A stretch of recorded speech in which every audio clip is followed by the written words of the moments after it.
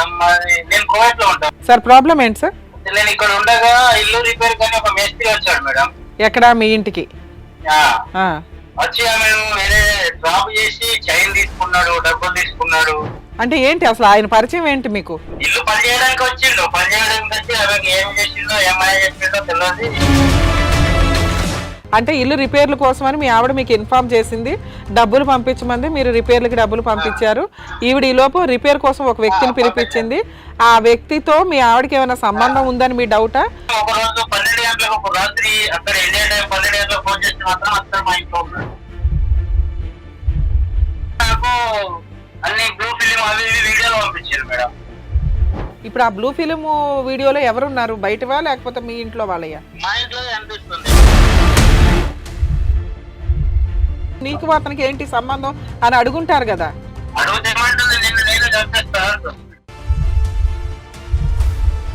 ఓ ఎదురు మిమ్మల్ని చంపేస్తుందా? ఓకే.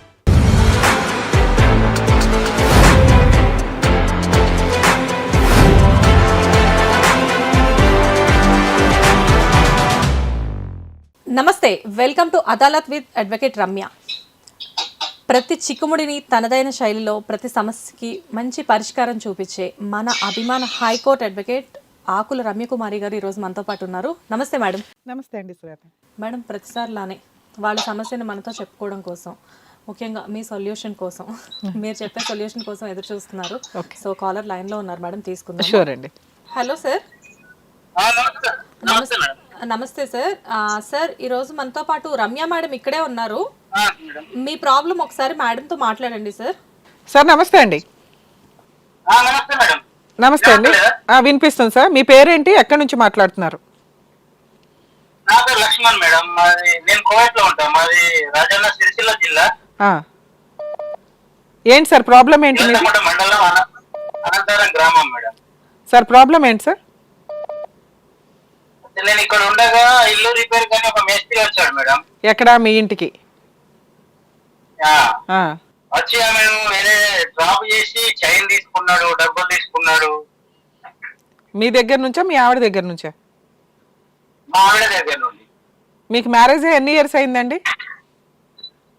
నాకు మ్యారేజ్ 20 years అవుతుంది మేడం. ఇప్పుడు ఎంతమంది పిల్లలు? 12వ తారీఖు. ఎంతమంది పిల్లలు? మేడం, మీ పిల్లలు మీ ఆవిడ ఇక్కడ ఇండియాలో ఉంటారు, మీరు ఎక్కడ? కువైట్ లో. ఎన్ని సంవత్సరాలు అయింది మీరు కువైట్ వెళ్ళి? నేను 7 years దాటింది మేడం. ఎందుకు సార్ అక్కడికి వెళ్ళి ఎందుకు జాబ్ చేయాలనుకున్నారు? అక్కడ జాబ్ వర్క్ లేక, వ్యవసాయానికి నీళ్లు లేక. Okay sir. సార్ మీరు అక్కడికి వెళ్ళి కష్టపడి డబ్బులు సంపాదించి ఇంటికి పంపించేవాళ్ళు. ఈ వ్యక్తి ఎవరు, ఎప్పుడు పరిచయం అయ్యాడు?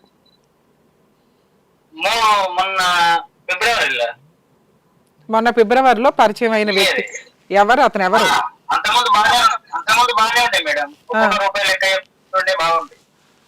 అంటే ఏంటి అసలు ఆయన పరిచయం ఏంటి మీకు? ఇల్లు పని చేయడానికి వచ్చిండు, పని చేయడానికి వచ్చి ఆమెకి ఏం చేసిండో ఏమై చెప్పిండో తెలియదు. ఆయన కార్లో ఇల్లు కన్స్ట్రక్షన్ చేయించుకోవడానికి ఒక వ్యక్తిని పిలిపించారు మీరు. ఇల్లు రిపేర్ చేయడానికి. ఇల్లు రిపేర్ చేయడానికి వచ్చాడు. వచ్చిన వ్యక్తితో మీ ఆవిడకి పరిచయం పెరిగిందా లేకపోతే మీకు పరిచయం పెరిగిందా? మా ఆవిడకి పరిచయం పెరిగింది, నాకు అతనితో సంబంధమే లేదు. అతనికి నాకు టచ్ లేదు. ఓకే. అంటే ఇల్లు రిపేర్ల కోసమని మీ ఆవిడ మీకు ఇన్ఫార్మ్ చేసింది, డబ్బులు పంపించమంది, మీరు రిపేర్లకి డబ్బులు పంపించారు. ఈవిడ ఈ లోపు రిపేర్ కోసం ఒక వ్యక్తిని పిలిపించింది. ఆ వ్యక్తితో మీ ఆవిడకి ఏమైనా సంబంధం ఉందని మీ డౌటా? ఓన్లీ డబ్బులు, గోల్డ్ ఇవే పోయినాయా? ఈ గోల్డ్ అయింది, అది మనం చూడలేదు కాబట్టి చెప్పలేము. ఒక రోజు 12 గంటలకు, ఒక రాత్రి అక్కడ ఇండియా టైం 12 గంటలకు ఫోన్ చేసి మాత్రం అక్కడ మా ఇంట్లో ఉన్నాడు. అర్ధరాత్రులు కూడా ఆయన మీ ఇంట్లోనే ఉన్నాడు. అవును, మీ ఆవిడతో పాటు మా అన్నయ్య వాళ్ళ ఫోనాలు ఉంటారు మేడం.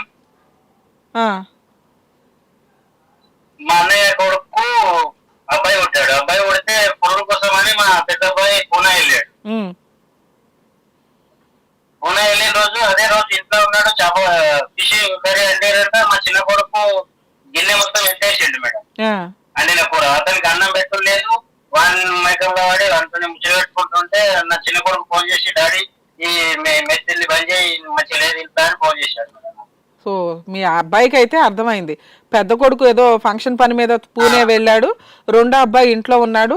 ఈయన వచ్చిన దగ్గర నుంచి వాళ్ళ అమ్మ సరిగ్గా పని చేయట్లేదు, పిల్లల్ని పట్టించుకోవట్లా. వాళ్ళ కోపం వచ్చింది.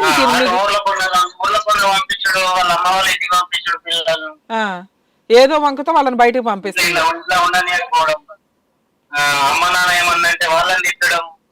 కాదు సార్, ఇప్పుడు ఇల్లు రిపేర్ ఎన్ని రోజులు పట్టింది? చిన్న ఇల్లు మేడం, 3 నెలలు చేసారు. వారిని ఇల్లు కన్స్ట్రక్షన్ కూడా అన్ని రోజులు చెయ్యరు కదండి. అదే నేను అనేది, నేను అనేది అదే, కన్స్ట్రక్షనే అన్ని రోజులు చెయ్యరు. చిన్న ఇల్లు రిపేర్ కి 3 నెలలు తీసుకున్నాడా? ఖర్చులు ఎంత చెప్పాడు సార్? ఖర్చు 3,30,000 ఇచ్చారు మేడం. మొన్న ఆడికి వచ్చి మొన్న లాస్ట్ మంత్ 19th ఇక్కడికి వచ్చిన, మళ్ళీ 9th నాకు వేరే అన్యాకాల నుంచి నాకు అన్ని బ్లూ ఫిలిం అవి వీడియోలు పంపించారు మేడం. ఇప్పుడు మీరు ఈ విషయం తెలిసిన తర్వాత మీరు ఇండియా వచ్చారు. కువైట్ వచ్చిన ప్రాబ్లం సాల్వ్ అయింది. చైన్ పొలాన్ని టైం నాడు ఇప్పిస్తా అన్నారు. పోలీస్ స్టేషన్ లో రాసిచ్చిండు, ఇస్తా అన్నాడు. ఇచ్చిన డేట్ కంటే 5 రోజులు లేటు. మా అత్తయ్య వాళ్ళే డబ్బులు కట్టి ఇప్పించారు సార్ మేడం. వాడి ఇప్పించలేదు చైన్. ఆ రిపేర్లు నిజంగా 3 లక్షలు ఖర్చు అయ్యేంత రిపేర్లు ఉన్నాయా మీ ఇంట్లో?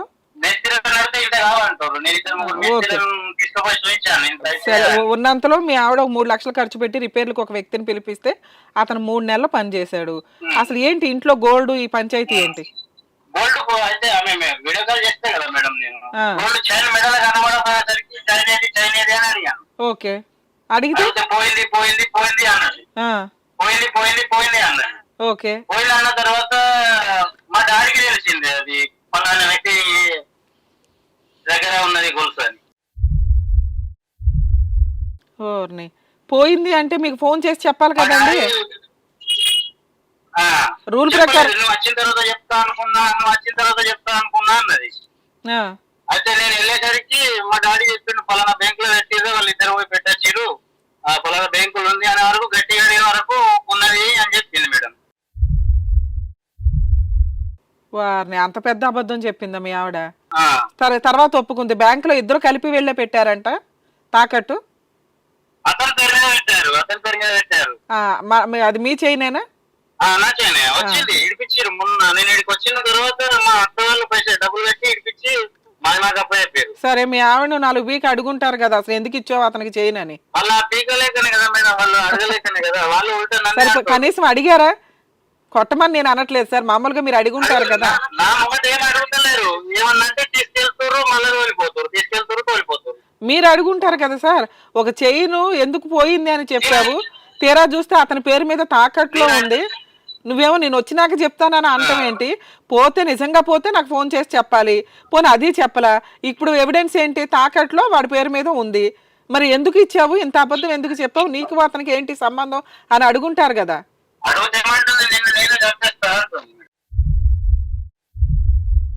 ఓ, ఎదురు మిమ్మల్ని చంపేస్తుందా? ఓకే, ఏది కువైట్ వచ్చి చంపేస్తా, ఇక్కడే చంపేదా? మేడం మేడం చైన్ తీసుకున్న వ్యక్తి సుతా మా పెద్దమ్మ కూతురు దగ్గరికి వచ్చి వార్నింగ్ ఇచ్చిపోయాడు, అతడు వెళ్ళడొచ్చినా చంపేస్తానని. నేను అందుకే భయంగానే ఉండి వెళ్ళొచ్చిన మేడం. 3 months ఉన్నా వెళ్ళొచ్చిన. అతను దొంగతనం చేశాడో మీ ఆవిడ దగ్గర బలవంతంగా తీసుకున్నాడో ఆవిడే ప్రేమగా ఇచ్చిందో అదో పెద్ద మిస్టేక్. దాన్ని ఓ పక్కన వీళ్ళు అబద్ధం చెప్పారు. అడిగే అవసరం ఉంది, డబ్బులు అవసరం ఉంది అన్నాడు, ఇచ్చిన అని ఈమెనే ఒప్పుకున్నది. తర్వాత ఒప్పుకుంది, అది చాలా తప్పు పని కదండి. భర్తకి అబద్ధం చెప్పింది కదా ఒక రకంగా. మేడం ఆమెకు శివం వస్తుంది, ఎల్లమ్మ తల్లి. ఆ ఎల్లమ్మ తల్లి విగ్రహం మీద చేయి పెట్టి ప్రమాణం చేసింది మేడం. అబ్బో,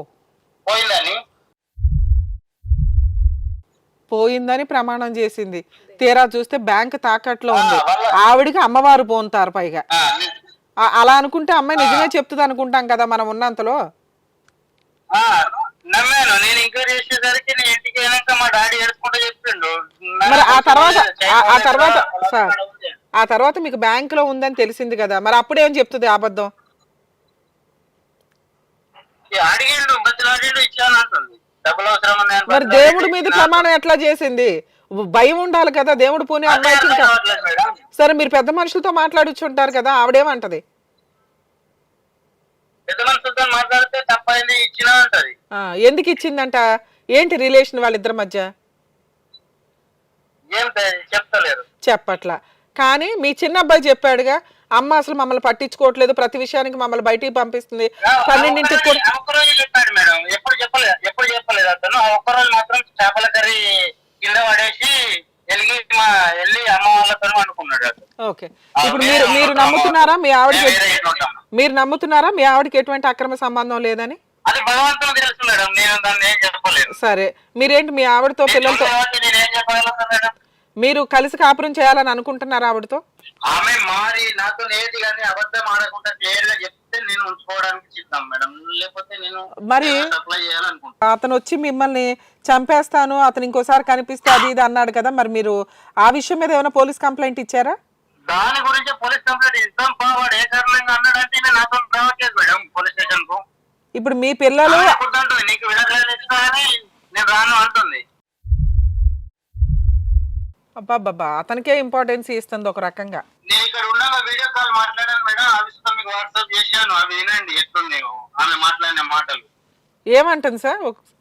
ఒక్కసారి ఉండండి, మేము కూడా వింటాం. అవి వీడియో కాల్ అవి మీకు పెట్టాను చూడండి. అలాగే సార్, వింటా ఉండండి. నేను ఇలా వీడియోతో నరికేస్తా, నేను అట్లా చేస్తా, ఇట్లా చేస్తా. అదే సార్, ఒకసారి విందాం అది కూడా. దాన్ని బట్టి మనం కరెక్ట్ డెసిషన్ తీసుకోవడానికి అవకాశం ఉంటుంది. ఇప్పుడు ఎందుకంటే మనం తప్పు చేసాము అనేది రేపొద్దుట సమాజానికి అనిపించకూడదు కదా. ఆ అమ్మాయి ఎలాంటిది కాబట్టి భర్త వదిలేశాడు, భర్త లీగల్గా ఫైట్ చేస్తున్నాడు, కోర్టు కూడా మీకు న్యాయం చేయడానికి అవకాశం ఎక్కువ ఉంటుంది. సరేనా? ఒకసారి ఫోన్ విందాము, ఆ వీడియోస్ వినిన తర్వాత మాట్లాడతాను సార్ మళ్ళీ. మేడం, అతను చెప్తున్న వర్షన్ ప్రకారం ఏంటంటే ఇల్లు గడవట్లేదు, ఇక్కడ పొలము వాటర్ లేకపోవడం, రైతు కష్టం ఒక రకంగా, అది ఫైనాన్షియల్గా చాలా కష్టం అవుతుంది. 2 మగపిల్లలు, భార్యను పోషించడం కాబట్టి వేరే కంట్రీ అన్నా వెళ్ళి కుటుంబానికి దూరంగా ఉండి అయినా కూడా కష్టపడి భార్య పిల్లల్ని పోషించాలన్న ఉద్దేశంతో అతను కువైట్ వెళ్ళి తిని తినక అక్కడ రూపాయి పోగేసి కష్టపడుతున్నట్టు లెక్క. అలా కష్టపడుతున్న వ్యక్తి కుటుంబం మీద చాలా ఆశలతో ఉంటాడు, ఒకటి చాలా నమ్మకంతో ఉంటాడు. కానీ చాలా పర్సంటేజ్ ఆఫ్ కేసుల్లో ఇక్కడ ఖాళీగా కూర్చున్న ఈ మహిళలు ఎందుకో అక్రమ సంబంధాలు లేకపోతే వేరే వాళ్ళతో ఫోన్లు మాట్లాడడము జీవితాలు నిజంగా సర్వనాశనం చేసుకుంటున్నారు. ఆ పంపించిన డబ్బులు, అది అబ్బాయి అన్నా అమ్మాయి అన్నా, ఒక లేడీస్ కూడా కువైట్లో ఖతార్లో ఎక్కడికో వెళ్ళి పనులు చేస్తున్న వాళ్ళు ఉన్నారు. ఇక్కడ కూర్చున్న ఆ పార్ట్నర్ ఎవరైతే ఉంటారో అక్రమ సంబంధాలు పెట్టుకోవడం, లేదా ఇల్లు కట్టమని డబ్బులు పంపిస్తే వాళ్ళ సొంతాలకు వాడేసుకోవడం, ఎవరితోనో లేచిపోవడం, ఇదే నడుస్తున్న ట్రెండ్. సో కుటుంబ వ్యవస్థ కాపాడాలంటే నమ్మకం చాలా ఇంపార్టెంట్. ఇలా అక్రమ సంబంధాలు పెట్టుకోకుండా, అరే మీకోసం మేము జీవితకాలం వెయిట్ చేస్తాం, మా కోసం మీరు సంపాదించడానికి వెళ్ళారు అనే ఒక నమ్మకం ఇక్కడున్న పార్ట్నర్ కల్పించాల్సిన అవసరం ఉంది. ఎందుకంటే ఇట్లాంటి కాల్సో వీడియోలో ఇలాంటి ప్రాబ్లమ్ విన్నప్పుడు వేరే కంట్రీస్లో ఉన్న వాళ్ళంతా కూడా ఉలిక్కిపడి భయపడతారు. అరే మా పార్ట్నర్ అక్కడ ఏం చేస్తున్నారు, నా భార్య ఏం చేస్తుంది, నా భర్త ఏం చేస్తున్నాడు అని. ఇక్కడ పాపం ఇతను ఎక్కడా కూడా ఎలిగేషన్ ఇవ్వట్ల, కొట్టలేదు, తిట్టలేదు, అంత అబద్ధం. ఒక అమ్మవారు పూనారు అంటే ఆవిడ ఒక పవిత్రమైన వ్యక్తి కింద మనం కన్సిడర్ చేస్తాం, ఎందుకంటే మన హిందూ మతంలో ఉండే నమ్మకాల వల్ల. సో అలా ఉన్న వ్యక్తి అమ్మవారి మీద ప్రమాణం చేసి గొలుసు నేను తీయలేదు, పోయింది అని చెప్పింది. అప్పుడు ఆటోమేటిక్గా నమ్మేస్తాడు అతను, ఎందుకంటే అతనికి నమ్మకం ఉంది భార్య మీద, ఆవిడ మాట్లాడే మాట మీద, ఆవిడ నమ్మే దేవత మీద. ఇంత ఉన్నప్పుడు ఈవిడ చేసిన పని ఏంటి? తిప్పి కొడితే గొలుసు మార్వాడి షాప్లో దొరికింది. అది ఎవరితో? చిన్న ఇల్లు రిపేర్లకి గట్టిగా 2 లక్షలు అట్లా ఖర్చు అయ్యే రిపేర్లకి 3 లక్షలు ఖర్చు పెట్టి 3 నెలలు చేశాడట. 3,30,000తో ఈ ప్రాసెస్ వచ్చినప్పుడు ఎలా ఉంటుందంటే అక్కడ ఒక డౌట్ రేజ్ అవ్వడానికి అవకాశం ఉంది. సరే అది కూడా మనం అతనికి కౌన్సిలింగ్ ఇచ్చి చిచ్చి తప్పండి, ఏదో వాడు ఇప్పుడు అమ్మాయి స్త్రీ కదా పాపం ఏం చేయలేకపోయి ఉంటుంది, డిలేగా పని చేసుకుంటూ ఉండంటాడు, అతనికి ఏ పని లేక. కొంతమంది 10 రోజుల్లో అయ్యే పని 4 రోజులు కూడా చేస్తారు, ఎందుకంటే ఎక్కువ రికవరీ చేయడానికి అవకాశం ఉంటుంది, మనీ క్లెయిమ్ చేయడానికి అని. మేబీ అలా అని కవర్ చేయొచ్చు. కానీ దేవత మీద ప్రమాణం చేసిన చైను మనకి మార్వాడి షాప్లో దొరికింది, అతని పేరు మీద తాకట్లు. ఆవిడ కరెక్ట్ అయితే అప్పుడు కూడా పర్ఫెక్ట్ స్టోరీ ఇది. ఏ రకంగా? గొలుసు పోయిందండి, వీరు రెగ్యులర్ పని చేస్తున్నాడు ఇంట్లో, రిపేర్ పనులు ఇవి అవి నడుస్తున్నాయి, 10 దాకా పని చేస్తున్నాడు, గొలుసు కొట్టేసి ఉండొచ్చు, తీసుకెళ్ళి తాకట్టు పెట్టి ఉండొచ్చు. ఆవిడ నిజాయితీ ఎప్పుడు ప్రూవ్ అయ్యేదంటే ఇది నిజంగా దొంగతనం జరిగింది, పదండి పోలీస్ స్టేషన్కి వెళ్ళి వాడి మీద కేసేద్దాం. కానీ ఇక్కడ కూడా ఇలా స్టోరీ క్రియేట్ చేసుకోవడానికి లేదు. ఎంత బాగుంది వినడానికి. ఆవిడ చెప్పింది నిజం, గొలుసుపోయింది, మార్వాడి షాప్లో వాడి పేరు మీద తాకట్లో ఉంది, 100% ఇది దొంగతనం కింద వేయడానికి సెట్ అయిపోద్ది. కానీ ఏం జరిగింది, అక్కడికి వెళ్తే ట్విస్ట్, వీళ్ళిద్దరూ తాకట్టుకి వెళ్ళారు, ఇక్కడ దొరికిపోయింది. ఇప్పుడు ఈ స్టోరీ క్రియేట్ చేయడానికి రాదు. ఉన్నంతలో 100% ఆవిడ అబద్ధం చెప్పింది, వాళ్ళ మధ్య ఏదో ఉంది అని. 2, ఒకవేళ అక్కడ లేకపోతే ఇది దొంగతనం కింద వచ్చేది. అతని మీద ఈవిడ కంప్లైంట్ ఫైల్ చేస్తే వాళ్ళ ఆయనకి ఈవిడ నెత్తి మీద ఉండేది, బా నా భార్య అంతా ఇలా మాట్లాడిన వాళ్ళందరూ చెప్పు తీసుకుని కొట్టవచ్చు అని. ఇక్కడ ఎవరు మాట్లాడట్లా, ఆవిడ ప్రవర్తనే క్లియర్గా మనకు అర్థమైపోతుంది. ఆ వ్యక్తికి ఇద్దరు కలిపి వెళ్ళి తాకట్టు పెట్టి భర్తకి అబద్ధం చెప్తావా, దేవత మీద ప్రమాణం చేసి అబద్ధం చెప్తావా, ఇది ఎంత దారుణంగా ఉంటుంది. పిల్లలకు కూడా ఆల్రెడీ ఇరిటేషన్ వస్తుంది, ఈ పని ఏంటి, 3 నెలలు ఏంటి, ఈవిడేంటి ఎప్పుడు ఇంట్లోనే ఉంటాడు అనేది. సో ఆ సందర్భం వచ్చినప్పుడు ఇంటికి వచ్చి అతను ఏదో పంచాయతీ చేసి భార్యను మార్చి బాగుంటే నేను కాపురం చేస్తానండి అంటున్నాడు. అప్పుడు ఆవిడ నమ్మకం క్రియేట్ చేసుకోవాలి. ఏమండి మీరు మమ్మల్ని నమ్మి ఇంత డబ్బు పంపిస్తున్నారు, నేను ఏ తప్పు చేయలేదు, గొలుసు వాడు కొట్టేశాడు, నేను అసలు అక్కడికి వెళ్ళలేదు, ఇలా ఏదో ఒక స్టోరీ చెప్పుండి అతని మీద పోలీస్ కంప్లైంట్ ఇచ్చుంటే వీళ్ళ ప్రాబ్లం సాల్వ్. కానీ ఆవిడ పోలీస్ కంప్లైంట్ ఇవ్వలేదు, ఎదురు ఇతన్నే తిడుతోంది, వాడు ఇంకా ఎదురు వార్నింగ్లు ఇస్తున్నాడు, అతను ఇండియా వస్తే చంపేస్తాను అట్టూట్ అని. అంటే వీళ్ళిద్దరు కాన్స్పిరసీ కిందే లెక్క కదా ఇదంతా. సో ఈ వ్యక్తికి ఆటోమేటిక్గా భయం ఉంటుంది. దానికి తోడు అతను ఫోన్లో ఏదో మాట్లాడాడంటే ఒకసారి విందామండి. ఆవిడ కాల్స్ చేసి మరీ తిట్టిందంట, దాన్ని బట్టి మనం ప్రాపర్ డెసిషన్ అతనికి చెప్పడానికి అవకాశం. ఇక్కడ ఇంకో గొప్ప విషయం ఏంటంటే ఇంత జరుగుతున్నా గానీ ఆయన వాళ్ళ వైఫ్ మీద ఎటువంటి ఎలిగేషన్ వేయట్లేదు, నేను కళ్ళతో చూడలేదు కాబట్టి నేను నమ్మలేను అంటున్నారు. రజిత రద్దు చేయించకు, పొద్దున్న చేయించు అని, కళ్ళు తాగనీయకు, ఇంట్లో కళ్ళు అస్సలు తాగనీయకు అని చెప్పినా లేదా? నేనే పువ్వు పెట్టినా, నేనే నా కవర్ వచ్చింది మనం గొడవైనా ఏం చేస్తావో చెప్పు. నేనేం చెయ్య, నువ్వు అండి పెట్టవలసిన అవసరం ఏముండే? ఇంట్లో నిన్ను నువ్వు పన్నువు గట్టినే తాగి పన్ను, ఆయనతో ఎత్తుకపోయిండు గొలుసు. ఎత్తుకపోతే ఆడ బతకంది ఆడైతాను ఏం కాదు, నీకు తెలియకింది దోకలో పెట్టినా అనుకుంటా. దోకలో పెడితే ఏమని పియపోవు, నాకు దోకలో పెట్టుకుంటే ఏమని పియపోవు. ఏం కాదు, అమ్ముకొని దోకలో పెట్టుకున్నా అంతే. ఇద్దరు కలిసి తినడానికి ఆయనతో అమ్ముకున్నారు. ప్రపంచంలో ఎవరి పిల్లం ఏం చేస్తలేదు ఇట్లా నీ లెక్క.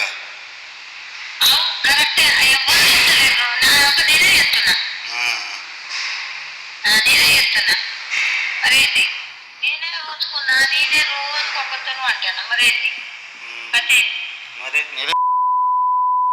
వంటలేదు సొయ్యి లేకుండా.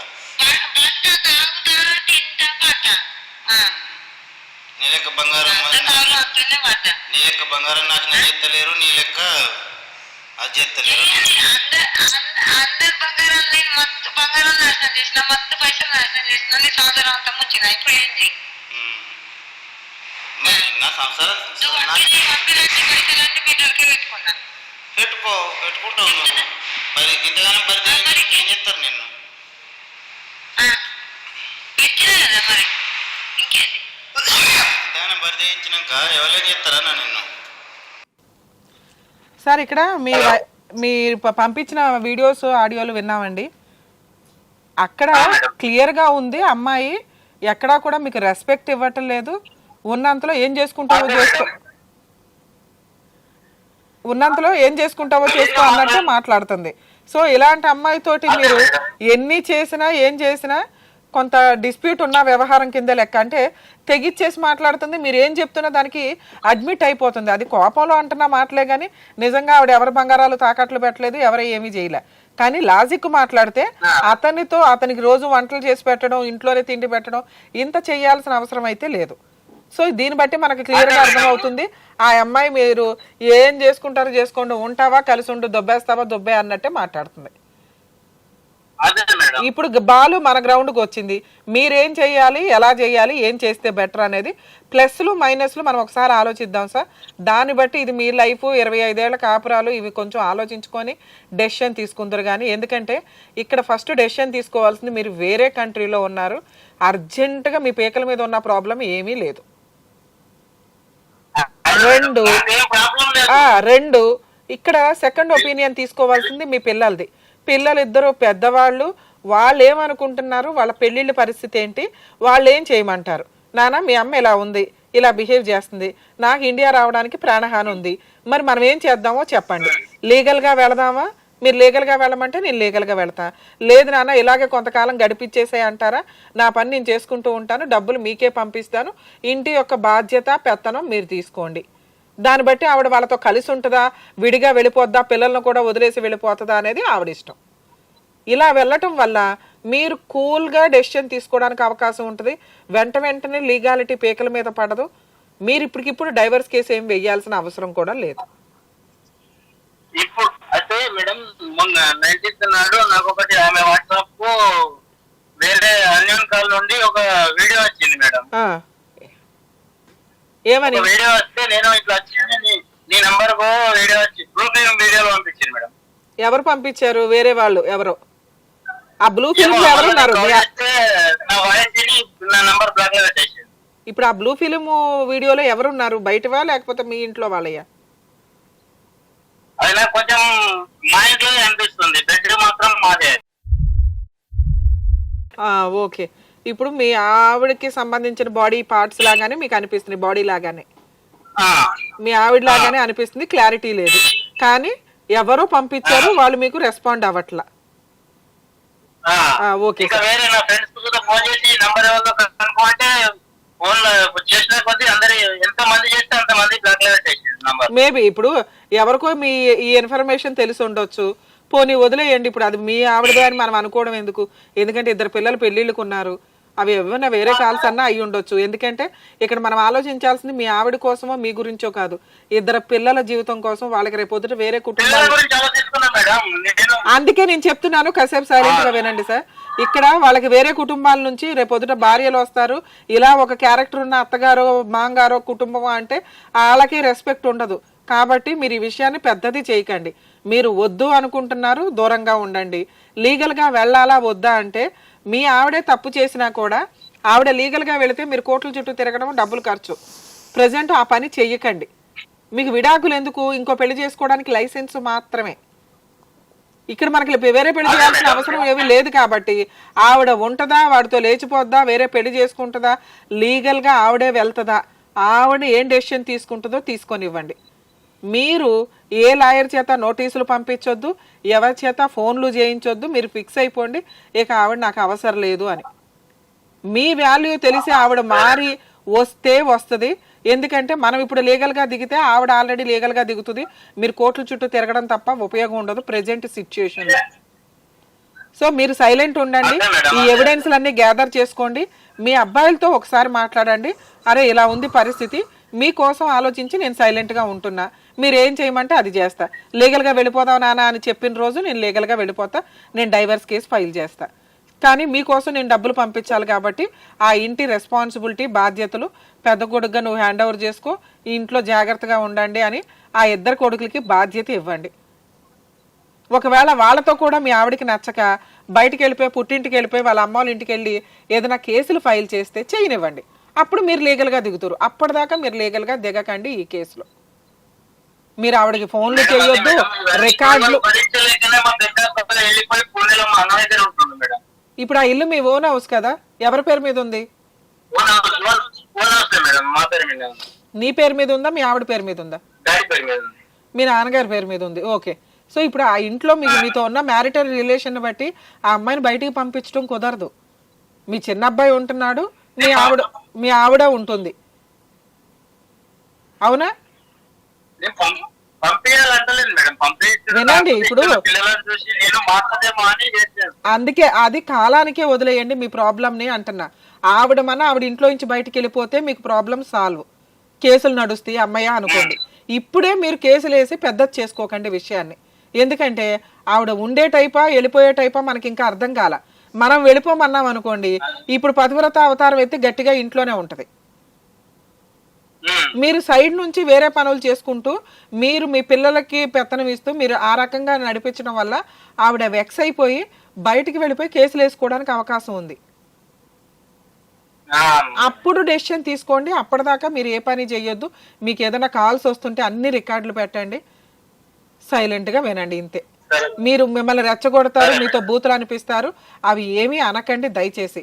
ఎందుకంటే ఇవన్నీ కూడా వాళ్ళ దగ్గర రికార్డింగ్స్ ఉంటాయి. రేపొద్దుట ఇక్కడ అన్యాయం జరిగింది మీకు, మీరు మాట్లాడే విధానం వల్ల ఆవిడకి అన్యాయం జరిగినట్టు ప్రూవ్ చేస్తారు.